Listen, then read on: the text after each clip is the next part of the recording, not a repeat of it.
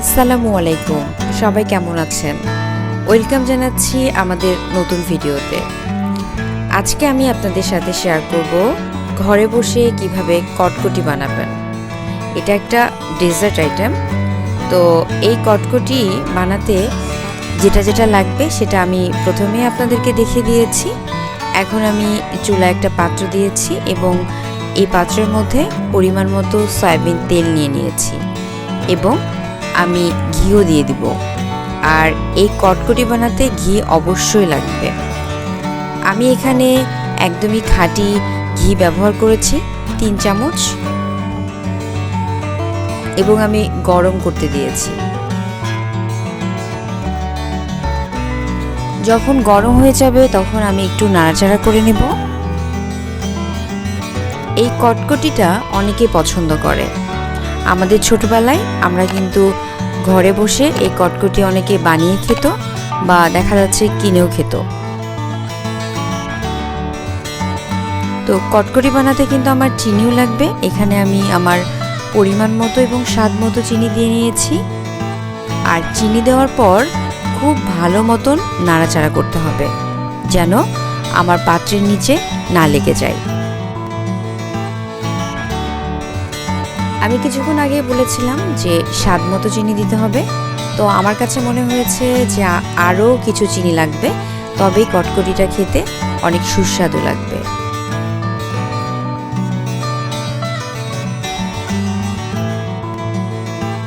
এখন চিনি, ঘি এবং সয়াবিন তেল তিনটা খুব ভালো মতো মিশিয়ে নিতে হবে এবং অনেক ভালো মতো নাড়াচাড়া করতে হবে।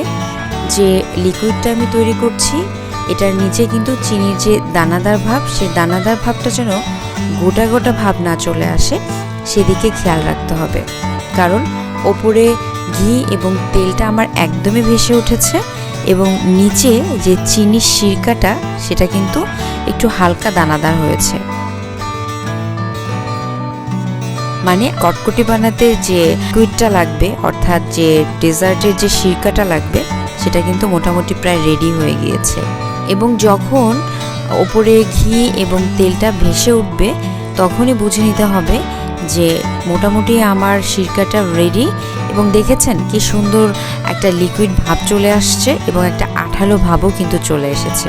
এবং আরও একটা বিষয় সেটা হচ্ছে যে এটা কন্টিনিউ কিন্তু নাড়াচাড়া করতে হবে এবং খুব দ্রুত এটার সাথে আমাকে আটাগুলো মিশিয়ে দিতে হবে। কারণ কটকটি বানাতে আটাটা তো অবশ্যই লাগবে এবং আটা দেওয়ার পর খুব দ্রুত নাড়াচাড়া করতে হবে এবং চুলার আঁচটাও কিন্তু কমিয়ে নিতে হবে। যখন এই আটাটা দিয়ে আপনি নাড়াচাড়া করবেন তখন কিন্তু এত সুন্দর একটা ঘ্রাণ বের হবে, মানে পুরো বাড়িটা একটা সুন্দর একটা স্মেল তৈরি হয়ে যাবে। ওই যে বললাম খুব দ্রুত নাড়াচাড়া করতে হবে যেন নিচে একদম লেগে না যায়। কারণ লেগে গেলে কটকটির যে একটা মিশ্রণ ভাবটা সেটা কিন্তু আসবে না। তো আমার প্রায় কটকটি মেশানো হয়ে গিয়েছে এবং একটা দানাদার ভাবও কিন্তু চলে আসছে। কারণ এই যে আঠা আঠা একটা ভাব সেটা কিন্তু নাড়তে নাড়তে চলে আসবে এবং আমি এখানে খুব দ্রুত নাড়াচাড়া করেছি। আর দ্রুত নাড়াচাড়া করতে করতে আমার কটকটিটা রেডি হয়ে গিয়েছে। আমার ঘি এবং তেলটা উপরে ভেসে উঠেছে সুন্দর মতো।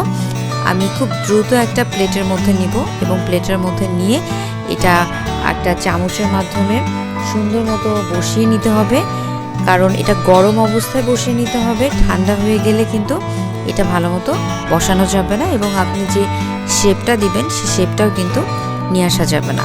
এই জন্য একটা চামচের মাধ্যমে আপনি এটা সুন্দর মতো বসিয়ে নিতে হবে। প্লেট বলেন বা আপনার যে পাত্রের মধ্যে রাখতে চান সেই পাত্রের মধ্যে দিয়ে সুন্দর মতো এটা দেবে দেবে বসিয়ে নিতে হবে।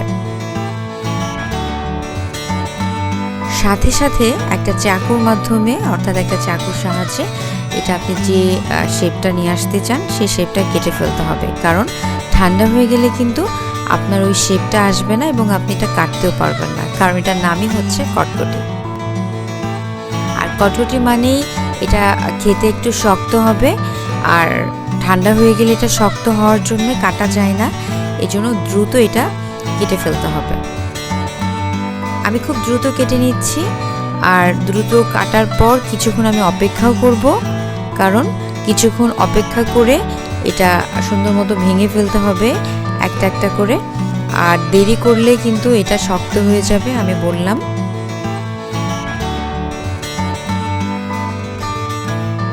এটা আপনি ঘরে কিছুদিন সংরক্ষণ করেও কিন্তু খেতে পারবেন। তবে আমার কাছে যেটা মনে হয় সেটা হচ্ছে যে বানানোর কিছুক্ষণ পর বা একদিন পর খেতে এটা বেশি মজা লাগে।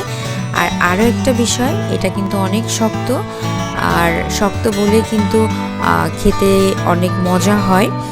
আর এটা খেতে লাগলে অনেকে হয়তো বা একটু জোরে যদি এটা চিবিয়ে খান, সেক্ষেত্রে কিন্তু দাঁতে ব্যথা পেতে পারেন। তো এই কটকটিটার মানে বিশেষত্বই হচ্ছে এটা একটু শক্ত হবে এবং মিষ্টি হবে, খেতে মজা লাগবে। আর আমি খুব অল্প পরিমাণে বানিয়েছিলাম, কারণ আমি ওই দিনই ওটা খেয়ে ফেলবো বলে। আমার কটকটিটা একদম রেডি হয়ে গিয়েছে, দেখতেও কিন্তু ভালো লাগছে। এখন আমি কটকটিগুলো আমি যে শেপটা দিয়েছিলাম সেখান থেকে আস্তে আস্তে আমি এটা ভেঙে ফেলছি একটা একটা করে।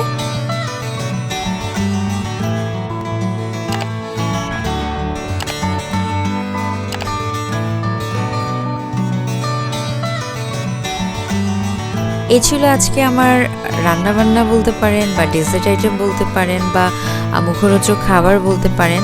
আপনি যখন ঘরে বসে থাকবেন তখন কিন্তু এই ধরনের শর্টকাট উপায়ে আপনি নিজে ঘরে বসে এই রান্নাটা করতে পারেন। তাহলে কিন্তু পরিবারের সবাই অনেক খুশি হবে এবং অনেকে ছোটোবেলার স্মৃতিও কিন্তু মনে করতে পারেন, কারণ আমরা ছোটোবেলায় কিন্তু এই ধরনের খাবার অনেক পছন্দ করতাম।